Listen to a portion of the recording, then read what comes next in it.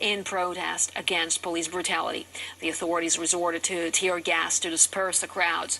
Anger in the French capital started in the suburbs but has now spread to the center.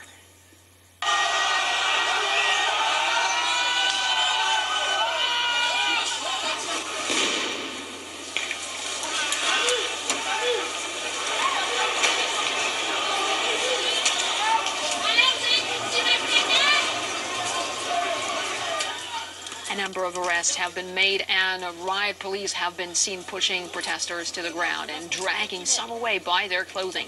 RT's Charlotte Dubensky has been following events in Paris. There's still a heavy police presence in the city of Paris following fresh protests that have erupted throughout the city today. Hundreds of students have been demonstrating illegally over what they see as being racism and police brutality. They took to the streets and faced off with the police here at Place de Nation and at other locations across the city. The police firing tear gas to try and disperse the protesters, and the protesters running at the police in response to that.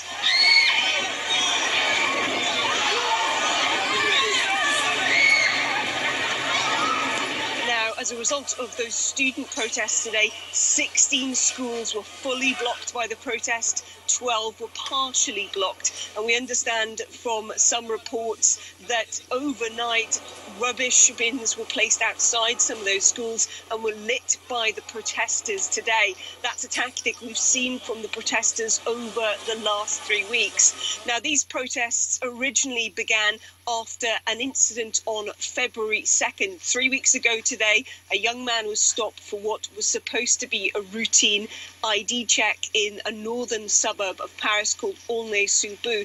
He claims that he was racially abused and raped by the police during that ID check. He suffered internal injuries and required surgery for those injuries and has been in hospital for a number of weeks. Now, since then, we have seen protests that erupted not only in that suburb, but have spread across suburbs in Paris, here to the city, and also across France. We've seen cities like Rouen have erupted in violent protests against this perceived police brutality. And those protests have been violent at times, with more than 200 arrests being made over the last few weeks. And it seems that these protests are not likely to die down here in Paris and now across France. You're watching RT International. More news will be coming your way after the break.